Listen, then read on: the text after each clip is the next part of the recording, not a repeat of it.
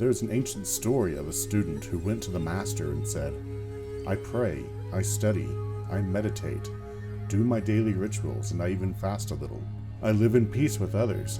Teacher, what more can I do?" The master rose, lifted his hands, and stretched his fingers out towards the heavens, when suddenly they became like 10 lamps of fire, and then he said, "You can become all flame." Welcome. I am Jareth Tempest, mystic, magician, psychonaut, astronaut, hierophant, all-around seeker of truth, author, full-time weirdo, and host of this show, where we talk about mysticism, the mystical journey, and all that's magical in the universe, everything from spirits to spirituality, while I take you on a magical mystery tour through the inner worlds, and hopefully inspire you to take that next step so that you can become all flame.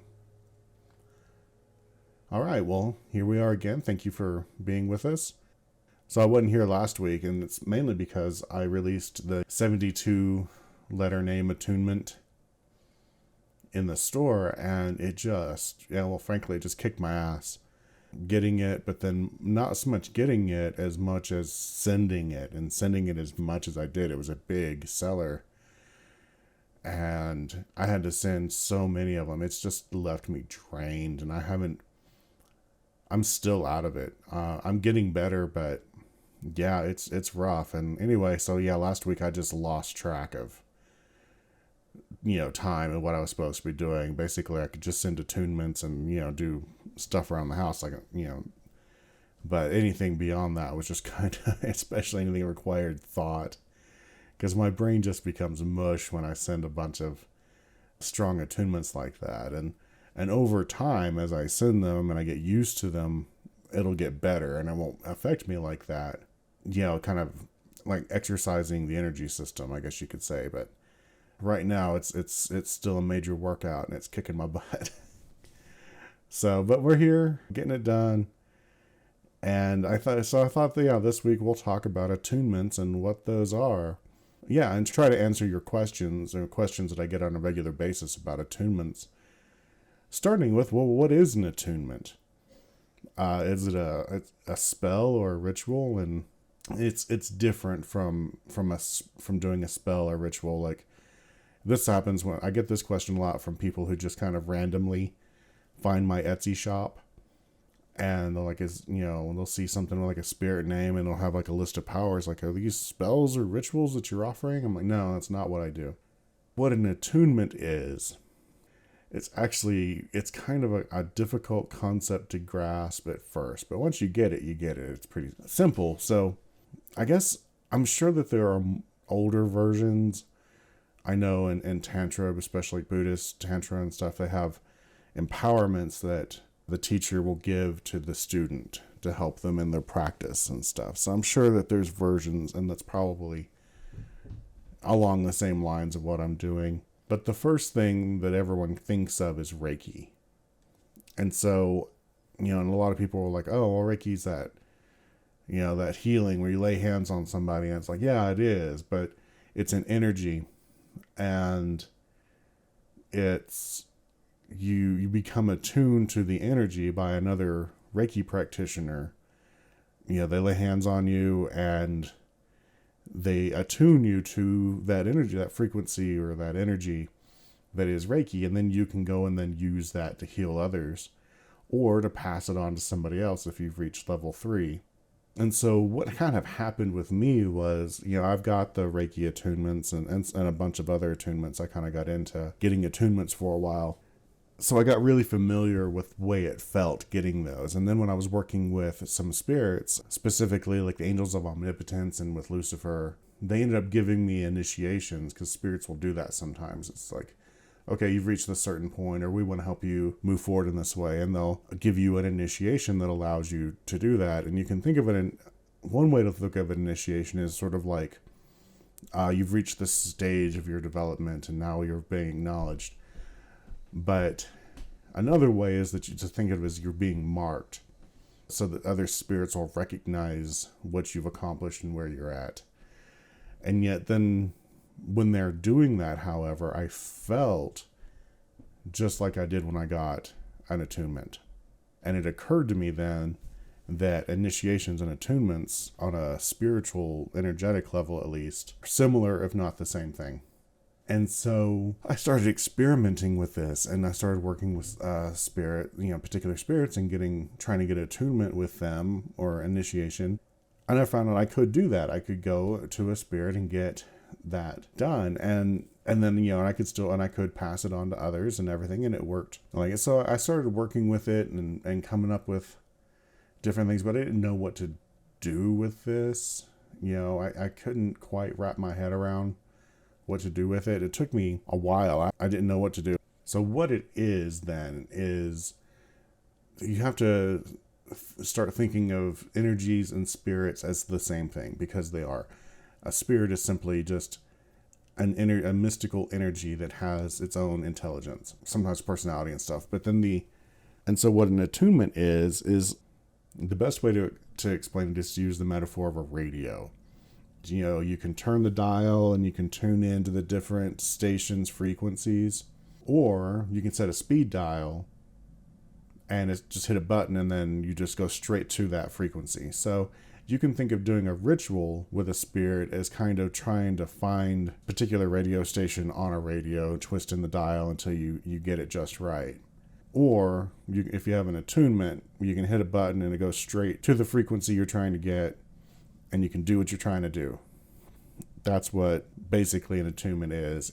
Somebody has basically set your speed dial to that spirit's frequency. And you can do this to multiple spirits. It's not just one. I've got over 200 at this point. But what does it mean to have your speed dial set to a frequency? It basically means that then you can channel the energy of that spirit. And it enters through the crown of your head, and it goes down your spine to your heart, and then it splits off and it goes to your arms and comes out the palms of your hands. And then you can direct it with your intention. It obeys your intention, and it goes and you can tell it to do whatever it is you want it to do. And then I've developed different techniques to help you tell the energy what you want it to do. But that's basically what it is. The way it works, after you're attuned, all you have to do is say the spirit's name 3 or more times. And then boom, you're channeling that energy. So that's what it is. It's not a spell or a ritual where you're not paying me to do a spell or ritual to call on a spirit. You're paying me to send you the attunement, and then you use the energy yourself to do whatever it is that you want to do with it. All right, so another question I get a lot. It's not as much as it used to be. It's I'm kind of explained it, I think, well enough to a lot of people, but it still needs answering every now and then. It's like, so what's the difference between an attunement and an initiation and an empowerment? Because you have them on my store, I've got all three, and they're kind of separate. So what's the actual difference? Well, technically, they're all attunements.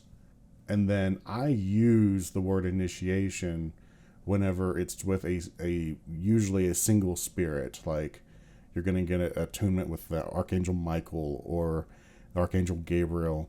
Then that's an initiation with Gabriel or Michael or Natika or whatever spirit it is. But it's usually an individual one. There's a few that are multiple spirits at once, but they usually work together.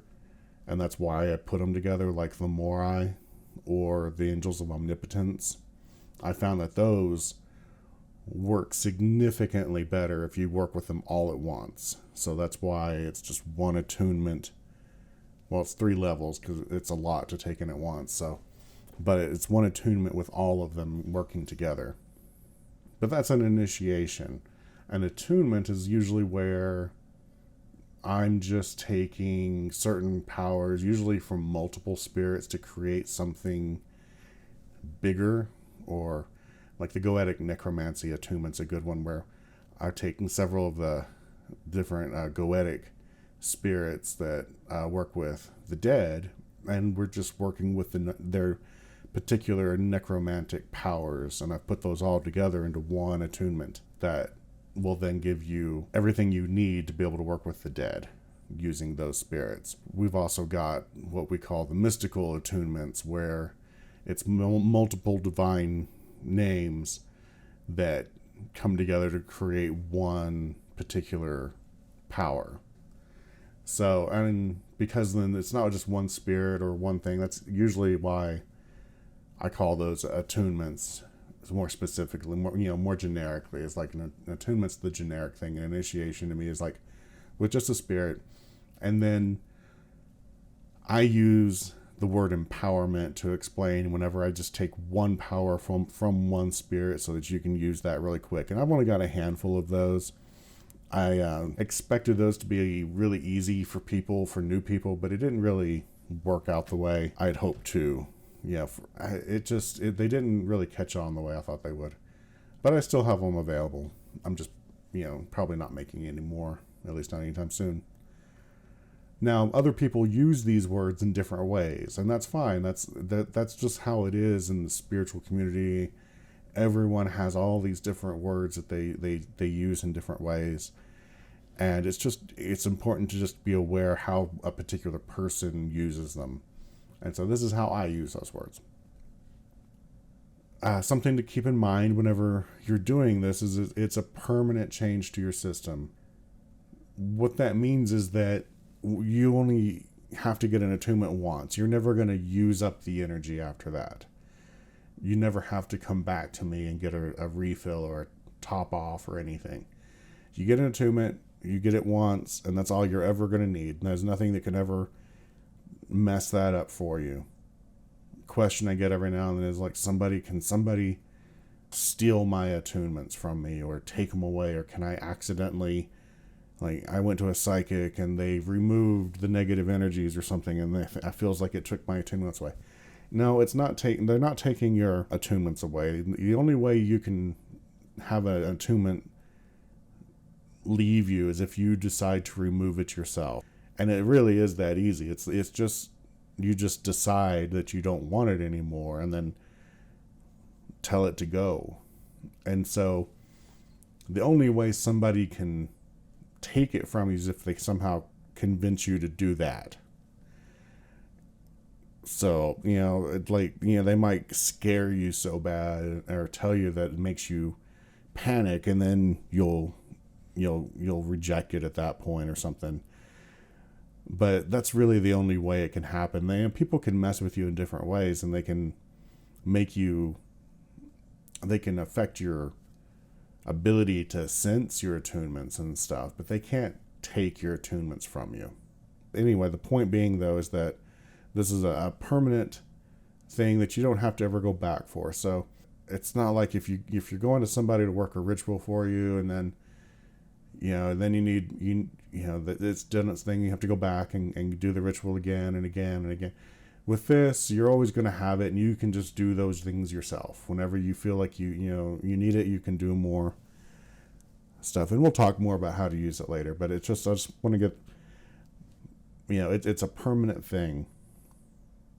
I guess let's talk about what happens whenever you make your order. Like, okay, so you go to the Etsy store, you find the one you want, and you put the order in, and you'll notice, like, hey, he doesn't have a place for me to put my name and picture and date of birth and stuff. What's up with that? Well, I don't need that. The way I started doing these was through Patreon, several years ago, and I didn't even think about it. I just started sending the attunements to whoever, and like, man, they had pseudonyms and stuff, and it never had a problem. It always worked.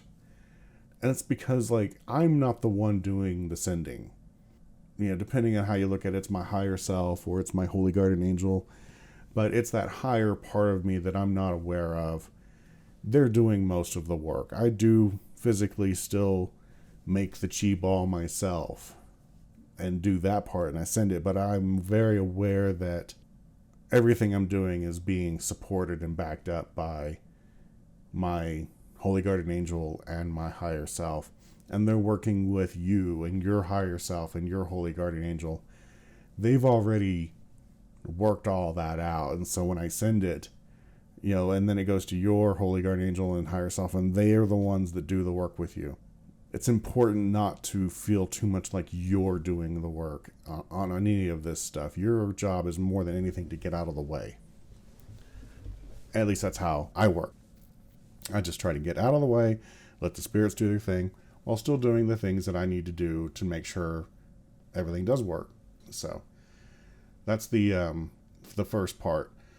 You don't have to give me any information. It's fine. I got it. Now, if you're getting it for somebody else, that's different. Then yeah, put their name in. Actually, it tends to still work regardless, because I send to who it's for and not the name spirits. But if you are buying it for somebody else, yeah, put that in the little business notes or the notes whenever you make your purchase. What's next? Okay, so you've put your order in. You don't need to message me to tell me you've ordered. Etsy lets me know, or it doesn't necessarily let me know. It makes a list and I go look at the list. But I'm constantly looking at the list. It's something I do on a pretty regular basis, multiple times a day. And then I take that list. I make my own list that I check off as I complete everything. I mark off each G-ball I create and send. I'll mark off when you've been notified. So when it comes time, so I look at my list when I'm doing attunements, and I come to your name. I see what spirit you've ordered or what attunement you've ordered, and I create what we call a chi-ball. Well, I don't really use Eastern words for much of anything. Chi-ball is sort of the word everyone uses, so I just kind of go with it. A chi-ball is a ball. It's basically a ball of invisible energy that I create, and I put the attunement inside it, and then I send it to you, and it is delivered by my holy guardian angel to your holy guardian angel, and then it waits on you to activate it. And so at that point, after I send it, I will send a notification letting you know that your attunement has been sent. And at that point, you can do it right away or you can wait. Doesn't matter. It will wait on you forever. It's not going anywhere. No one can take it. It's fine. And it doesn't go bad. So if you forget for whatever reason, then you remember months later or years later, decades later, doesn't matter. It's still there. And it'll be there waiting for you. Process is real simple. You just say I and state your name, welcome and accept the attunement, and you'll say the name of the attunement, if it has a level, what level. Sent via Chi-Ball by Jareth Tempest. And then just relax. And you might repeat it a few times just to be sure. And at that point, the energy is going to, like I said, it's going to enter your crown, and you're going to feel it go through your body. Well, I say you're going to feel it, about 75% of people feel it. That's maybe a little bit more, but the majority of people are going to feel it. They have some kind of clairsentience where they feel it coming in. Some people just don't feel it. Some people don't have that gift and they don't feel it. That's just the reality that we have. Not everyone has every gift. Now, what you're feeling is actually, every time you get an attunement, it enters your energy system and it makes some subtle changes to your system, usually just because it's a big ball of energy that's entering you, and your system's probably not used to taking in that much energy at once. And it's almost got to force its way in. And I don't mean that in a negative sense. It's just your energy system is probably kind of narrow. And every time you get an attunement, it's going to widen it up just a bit. And that widening of your energy channels is actually what you're feeling. And so the more attunements you get and the more you widen those channels, the less you're going to feel them. And so a lot of people who, get a bunch of them are like, well, I felt the first one's really strong, but these over here, I didn't really feel those as much. Well, that's why you've stretched that system out, and it's a good thing. It's a more efficient system. You move more energy more quickly. So it's a really good thing to be able to do that. And I honestly believe that this way of working is the way things were supposed to have been working all along. I seriously, like, you read grimoires and stuff, and you'll hear it say you only need to do this ritual once to make contact, and then after that you can just call in the spirit. And I think that this is really what it's talking about. I think at some point, like, it was just so common that it was never written down. It's like a lot of with necromancy. If you ever look, there's really not a lot of descriptions on how you're supposed to summon a dead spirit. Well, I think it's because it was so common, people didn't need to write it down. Everyone knew, and then we just kind of forgotten. I think that this is going back to some ancient practice, the way things were supposed to be, where you would work with a spirit, get that attunement with the spirit, or you work with somebody who has, can pass it to you. That's that master teacher relationship that I think has been lost, and I think that that's what is being rediscovered here. Anyway, so yeah, and then each time you get an attunement, it works out that system and makes it stronger. It also will clean your system out, because whenever you experience negative emotions, negative feelings and stuff, it creates like that negative energy. It can build up in your system, and the attunement will basically break a lot of that stuff off. Like, you think of it as like plaque on the side of your energy channels, and it just kind of, it'll clean a bunch of that negative plaque off, but then it's in your system and it's moving through your system again. And so it can create negative emotions again as that stuff gets flushed out of your system. And it can take 3 or more days to get out. It can really, some people have, this can be a big deal for some people. It's very rare, but some people have evidently a lot of negative gunk built up in their system. And it really runs them through the ringer. That first time they get an attunement, it can be pretty harsh. But again, I give, hundreds of attunements a week, and I hear about people that had a really bad time. I can think of like maybe 5 people. So it's not like a real common, it's not something to be really worried about. And the effects always wear off. They're always temporary. So between that negative energy getting purged out of your system, which we call it purging, and your energy system getting stretched out, you're going to experience some side effects, which include lightheadedness, dizzy, can have headaches. You can hear a clicking sometimes in your ear or a ringing. And then the negative feelings, you might be more irritable or depressed. And all of them go away within a few days. And drinking water can help flush your system out and make the side effects less severe and not last as long. Yeah, once you've gone through your purging, which lasts a couple of days, and it can take a few days, 3 days or so, for the energy to fully settle, but you can use it right away. It just might get a little bit stronger over the next few days. And so yeah, that's kind of what happens at that point. And yeah, at that point, then you just start using it, and we'll talk about how to use it here in a bit. So what if you don't feel anything? What does that mean? Well, all it really means is that you don't have clairsentience, which is the psychic ability to feel spiritual things, which means that you're going to have a little bit of a harder time using it.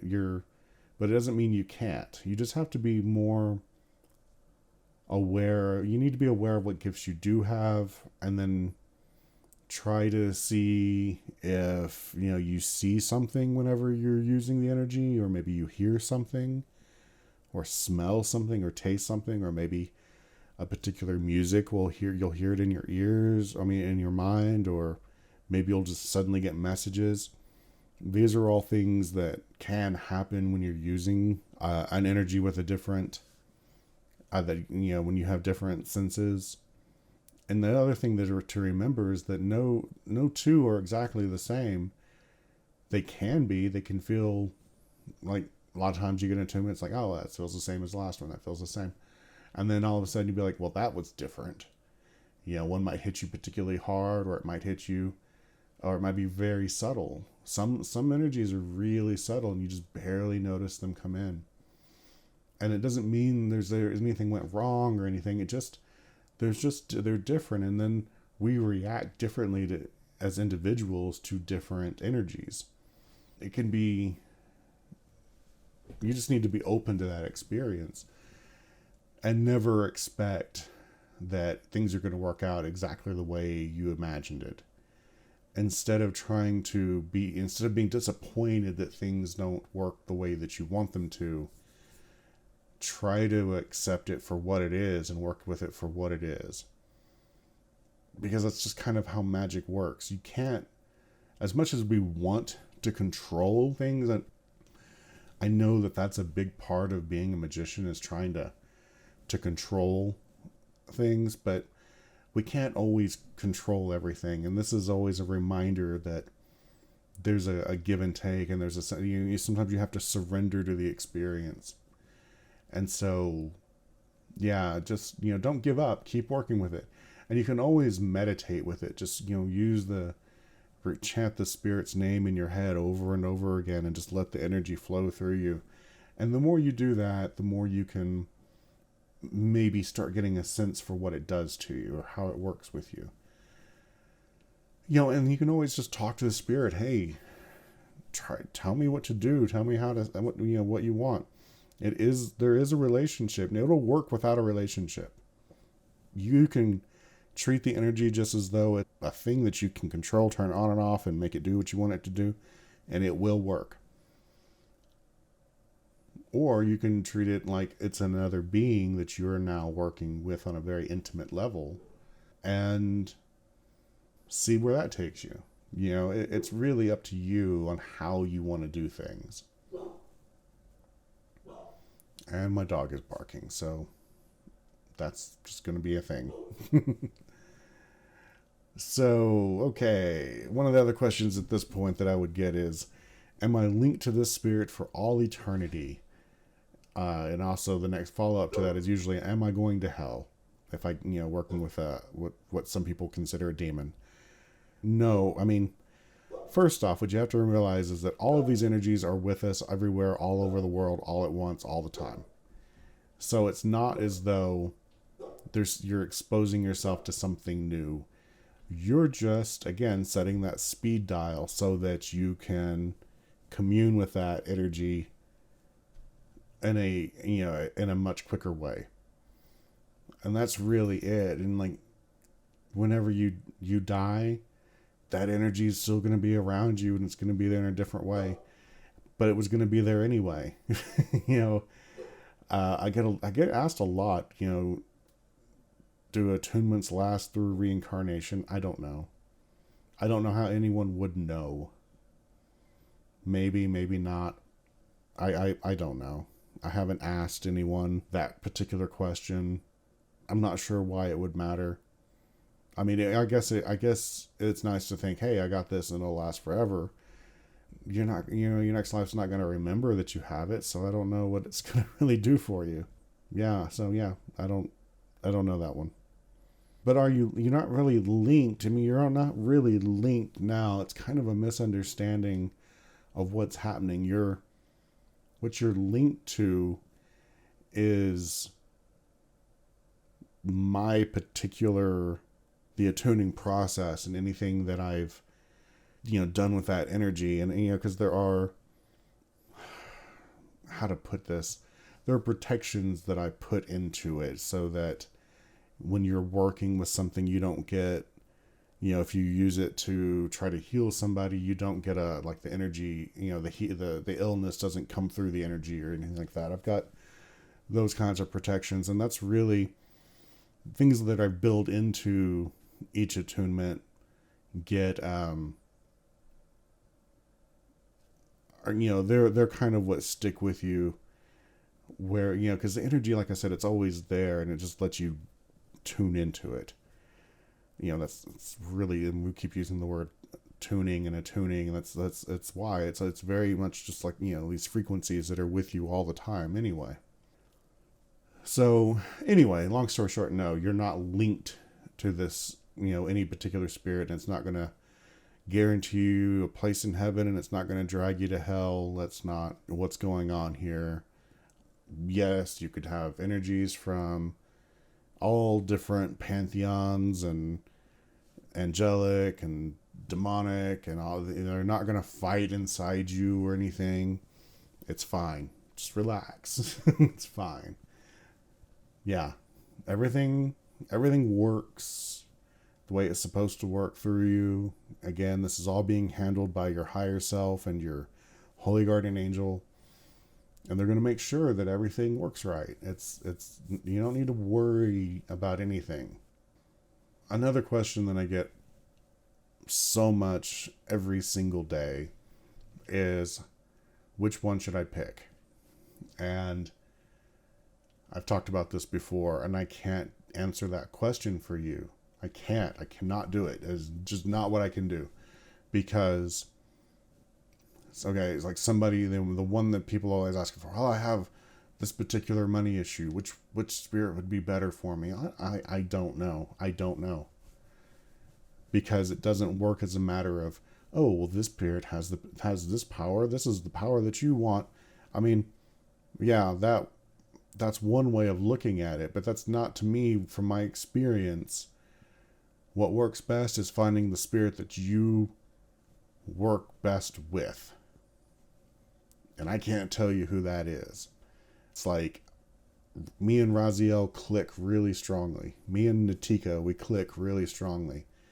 And these spirits, I can work with them almost effortlessly, and they get me what I need. And they help me get where I want to go on my journey and stuff. It's just something that, you know, I, for whatever reason, I deeply resonate with these energies, and it all works, and it's just great. And the thing is, like, they have particular areas they work with, and some of them are a little bit more specific than others, but in general, if they work in that area, they can probably help you with what you're wanting, even if it's not specifically the power. So as long as they have some influence over money, wealth, or prosperity, or abundance, they can probably help you with your money problems. And then it's just a matter of, well, which one then? How do I know? Well, you're gonna be drawn to them. You're gonna see that name and read their description and be like, oh, you know, and that it'll just stick with you. And like maybe a week later, you realize you've been thinking about that particular spirit all week. You know, just however your intuition will let you know. It's like, that's the one. And if you're really having trouble, you can draw lots or use your tarot cards or some other form of divination. And you don't have to get an attunement to find out if you work well with a spirit. Do a ritual with them. Try them out. See who you work with well. You know? Or just get in tune with all of them. There are people that do, that do it all that way. It's like, it's whatever you need to do. But no, I can't answer the question, how, which one should you get? And no, I'm not going to do readings for you, because again, I get this question every single day, usually 3 to 5 times every single day. And I'm not going to drop everything I'm doing every single time to do a reading to find out what spirit's going to work best for you. That's not what I do. I'm sorry. I really encourage you, though, to just work with the spirit and find out if you work well together. Okay, what other questions do I get? Oh, is this possession? No, it's not possession. You're not letting them in to take control of your body or anything like that. That's absolutely not what is happening. It moves through your body. The energy will move through your body, yes, but not in a they're going to take control of you kind of way. What if the spirit doesn't like me? Honestly, I've never even heard of that happening. And at worst, it just means that it's not going to work as effectively for you. And this is kind of, I think that what if the spirit doesn't like me is not really the right question. I don't think that they think of things as like or don't like. I think it's more of a, what if that particular spirit doesn't resonate very well for me? What if we're just on, different frequencies or something? And it's just not going to work for you as well. It will still work. It's just not going to work for you as well. Okay, so let's talk about how to use it. So basically, the energy obeys your intentions, and it does it perfectly. I cannot say this enough. It obeys your intention. If you intend for it to do something, it will do it. You activate the energy by saying this, the name of the attunement or the spirit's name or whatever. You say it a few times, you get the energy flowing, and then you just intend for it to do something, and it is going to do it. You just need to trust that. If you can trust that, then everything else will fall into place. Because everything I do, from all the other stuff I'm going to talk about, these different techniques, are all simply ways of directing the energy to do, to help you direct your intentions and visualize and focus your intention and stuff. That's really what we're doing. When I first started, my first attunement was Reiki, and the only thing they taught me, at least, the only thing you could do with Reiki was the healing. And so you put your hands on people, on each of the body part that corresponds to that chakra, to their different chakras. Like, so you put your hands on the crown of somebody's head, and you let the energy flow into that for a while, and then you go to their third eye, and then you work, you can just work your way down their throat, their heart, and so on, and then you're done. And then when you're done, you're done. And that's what they taught me. That's how they taught me how to use the energy. And that's what took me so long to figure out, well, what do I do if I'm getting these attunements with these different, spirits, but what can I do with it? And it took me a while just to figure out different ways to use it and to work with it. The main way is what you use a manifestation technique. And the one that I include all the novels, not novels, manuals, is of one that Neville Goddard wrote about. And you just, you make a ball of the energy. You put your hands like you're making a softball or a snowball the size of a softball. You call in the energy, and you hold your hands apart, and you just imagine a ball forming. And then within that ball, you see yourself getting whatever it is that you want. And you imagine how it's going to feel whenever you get that. And you put that in that ball. And you just let it go, and the energy is going to flow until it finally stops. And when it stops, it's ready. And you send it off into the world to go do its thing. And then you can do that every day until you get what you want. And that's the easiest way to do it. And I call that the manifestation technique. But then there's some of the other effects, like protection and stuff. Well, you can do that, and you can imagine yourself being protected and send that out, and that will still work, don't get me wrong. But I came up with another way of, then instead of doing that, you imagine the energy surrounding you and forming like a bubble of protective energy around you. And then this works for other effects too, like you can create, like with particular spirits, you can create an aura of authority, so that anyone within that aura will respect you and treat you as though you're an authority. Or you could do one for being sexually attractive, where everyone that's in that bubble is gonna see you as being sexually attractive, and so on. So that's another way to do it. And you can always do it that way, that that original Reiki way. I call that direct channeling. And then, people that know Reiki, you can also do that from a distance. And so you could do the same thing. You can directly channel it to somebody else from a distance. But sometimes what you're trying to do might be more aggressive. And you might be trying to, say, implant an idea into somebody else's head, or a feeling, and you're trying to kind of force this thought or feeling into somebody. And I use then what I call a tendril method. And it's like the direct channeling method, only it's more aggressive. And you just imagine like tendrils growing out of your hands made of the energy, or tentacles or whatever, and you wrap the person up, and then you send it into their, just imagine it, sending it into their mind or whatever. and you're really doing it to their energy system, but it's fine. It all works. But yeah, that's just something that's just to be more aggressive if you're trying to influence somebody in some way, or even if you're trying to help somebody. It doesn't have to be a bad thing. Even if you're trying to help somebody and they're resistant, this is you trying to force your way in. Those are the main ways, really. Of course, you can always meditate with it, and then when you're meditating with it, you can always just talk to the spirit once the energy gets flowing and see if they answer back. And I call that the communication method. And at that point, you can make it work like any other ritual. If you're in communication with the spirit, just tell them what you want to do, and then they can go do it. So then at that point, it's just like any other ritual.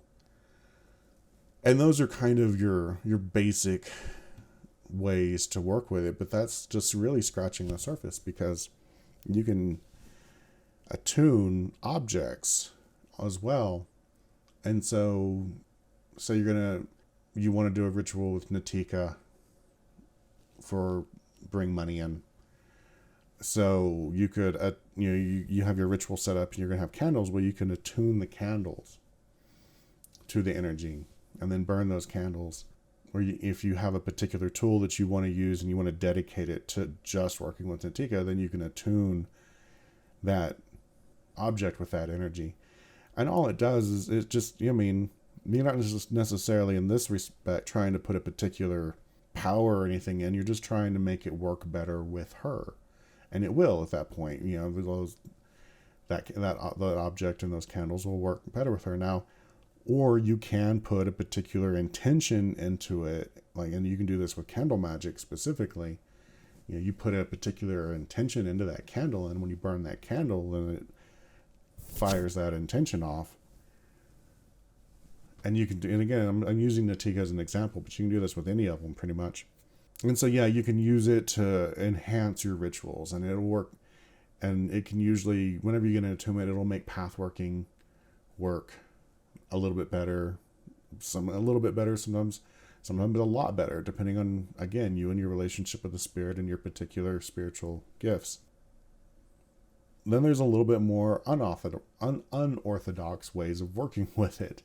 So you could attune your wallet or your purse to Natika's energy so that it attracts money. Or you can attune, I see a lot of people attune emails, because you can attune images and sounds. Like you can attune if you have a particular piece of music, you can attune that music to a spirit or a video. You can attune anything that you can conceptualize well, you can attune it so that it either makes it work better with that spirit, or that has that particular power. And so you could attune your perfume so that when you use your perfume, it makes you more attractive. Or you have a power outfit, you attune that power outfit so that you have more authority and confidence when you wear that outfit. Yeah, there's anything that spirit's capable of. You can find these different weird ways of trying to make it work on your life. I have a blanket that when I get sick, I like this blanket, and I've attuned that blanket to a healing energy. And I can't say for sure it's really helped me healing. Healing's never been my strong point, but it makes me feel better. So yeah. And I should say that, whenever with Reiki or anything, there's a difference between healing and curing. And we never say that this is going to cure you of your thing. It's just going to help your healing. It's going to help you recover faster than it would have had you not used it. That's really the only thing that we can kind of say. And we can't really even guarantee that with anything. There's so many different variables that can be going on. I don't like giving any kind of false hope that this is going to fix something. And then this is something else I need to bring up too, is that, so you have an attunement with a particular spirit that has a particular power. That doesn't necessarily mean that you're going to suddenly make everything's going to start working out for you just right. Because, you still have all of the things that have to work out right. It still, magic is not, doesn't work like a miracle where things just suddenly happen and work out. Every now and then it does, and that's great. Most of the time, though, it makes your mundane actions more effective. And so you have to make those mundane actions, and you have to learn how to use magic strategically so that you're reaching for what's just out of, using it for something that's just out of reach to help it make it a little bit more likely that it's going to go your way. And that's kind of, if that's how you're going to get the most effective use out of these attunements, is not thinking that, oh, I have this and now suddenly I'm a superhero who can just look at somebody and make them do what I want. And, it doesn't work like that. They're subtle. Magic is subtle. It's a subtle art, and it's learning to make those subtle changes so that things kind of go the way that you want them to. And you just have to learn how to nudge in the right directions and what to push here and there. And, that in and of itself is its own art form of knowing how to use things properly and most effectively. And so that's always a big thing, is like people will get an attunement and they'll be like, well, I got the attunement, but I still didn't get what I wanted. I'm like, well, I can't tell you what happened because there's so many things. There's so many other things at play. I don't understand. You might still have your own subconscious blockages where you don't really believe, or you don't believe that you deserve something, or you don't, anyway, you got all of the things, the internal stuff that goes on that you may or may not have worked out. And then obviously all the things that are going on in the real world, like, do you have a way for the money to get to you? Do you have what they call a means of manifestation? Is there a way for that magic to manifest? It's like you can do a ritual for your true love to show up, or you can do a ritual just to get laid. But if you're still not leaving your house to go out and meet people, then it's never going to work out. They're not just going to walk through your front door and say, take me now. That's not how it works. Maybe 1 in a million. That's not a smart way to work. And so, you use it to affect every little possible thing to help push things in the right direction. So like, you're trying to find somebody, do what I said, attune your outfit, attune your perfume, or, do things to make yourself more attractive. And also you always have to do the inner work so that you feel like you deserve love, and work on your fears so that you're not subconsciously pushing people away from you because you don't want to, connect on a deep level. You're scared to do that, and so you push people away. These are things that will absolutely sabotage your magic, and you have to work those things out before anything else is going to work. So you always have to do your healing and your inner work and your shadow work and all of this. And it's a process. And I hope that, all of these things can help you do that. I just don't want you to feel like if you get this, then suddenly all of your problems are going to go away. Because, man, a lot of people seem to think that. That's not really how it works. But that being said, I would like to talk about, there's one other little thing that's really interesting that I kind of call the passive effects. And a lot of times after you get the attunement, things that kind of fall in that spirit's wheelhouse will start going in your direction. And this worked so well for me that for a long time I kind of quit doing practical magic because things were just going my way. It kind of made me lazy, and then all of a sudden something happened. I'm like, well, why didn't that go? Oh, wait, I didn't do anything for that. That's right. So yeah, you can't let it make you be lazy. And the other thing is that, we hear about magic transcending time and stuff a lot, but with the attunements, it really happens a lot. People will get the attunement, or will buy the attunement and start getting results before I've even created the chi ball or sent it. And that happens on a fairly regular basis. And it just goes to show that, once you decide that you're going to use magic for something, it doesn't matter how long it takes. That's basically when the ritual begins, and you can start getting results as soon as you begin.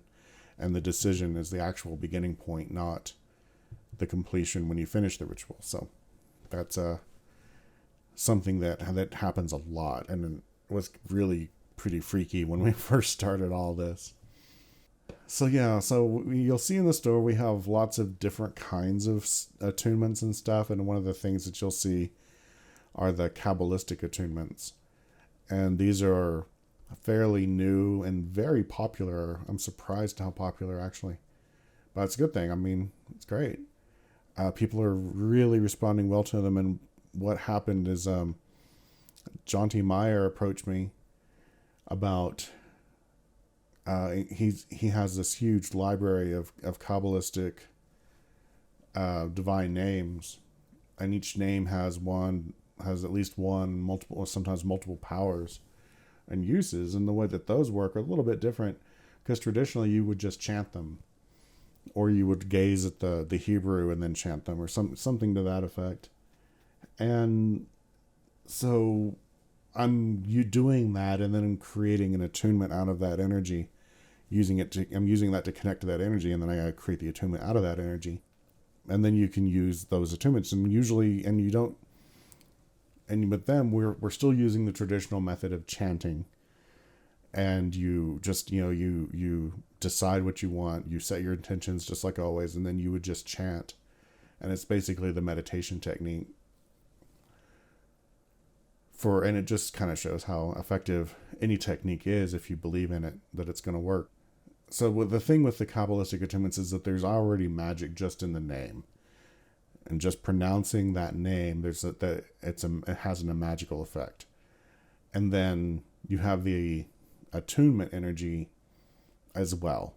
And so you can use the attunement energy just like any other attunement, and still use the tendril method or the manifestation method or whatever. Or you can use the traditional way of just chanting. And it's up to you how you use it, just like everything else. But yeah, people are having a lot of really good experiences with them, and they seem to be really strong. And like I said, that name of 72 is kicking my butt. I'm going to go ahead and, I think we've gone about an hour now, so I'm going to go ahead and stop talking. But hopefully this kind of gives you an idea of what these attunements are and what they can do, and realistic expectations of what they are and what they will do.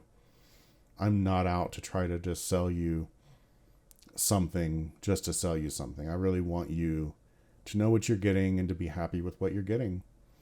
And so that's why I keep stressing the expectations part and using it strategically and stuff. It's another powerful tool, but it is still just another tool to be used. But yeah, so I guess that's it for the week, and I will see you here again next week. Thanks once again, and if you like this, subscribe, follow, like, and share, and do all the things, and check out my Patreon, check out my store, buy an attunement or two. That's another question. Yes, you can buy more than one at once. I don't, when you're first starting out, you should just do one and then kind of wait, see how it affects you before you do the next one. Traditionally, you're supposed to wait 21 days between, but I think that's just, I've never done, I didn't stick with that myself, and it's never affected anything, and most people, my customers, don't really follow that, and it all works great. I just try to just listen to your body and trust your intuition, and don't overdo it. And yeah, anyway, so yeah, that's the, you can get more than one if you want. And so yeah, okay. Bye-bye.